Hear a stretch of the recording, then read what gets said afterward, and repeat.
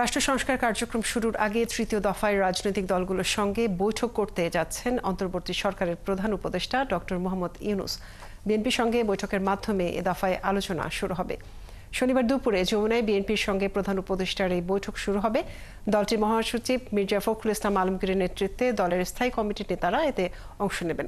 BNP নেতারা বলছেন, ২০২৩ সালে দ্বাদশ সংসদ নির্বাচন সামনে রেখে বিরোধী রাজনৈতিক দলগুলোর সামনে বিএনপির পক্ষ থেকে রাষ্ট্র সংস্কারে ৩১ দফা প্রস্তাব তুলে ধরা হয়েছিল। সেখানে একটি অবাধ, নিরপেক্ষ ও গ্রহণযোগ্য নির্বাচনের আগে নির্বাচন কমিশন সহ কী ধরনের সংস্কার করবে তারও বিস্তারিত ছিল।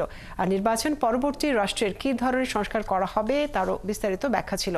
প্রধান উপদেষ্টার সঙ্গে বৈঠকে সেই ৩১ দফা থেকে নির্বাচন পূর্ববর্তী কী ধরনের সংস্কার প্রয়োজন সেগুলো তুলে ধরা হবে। পাশাপাশি আগামী নির্বাচন নিয়ে অন্তর্বর্তী সরকারের মনোভাব কী তা বোঝার চেষ্টা করবে বিএনপি।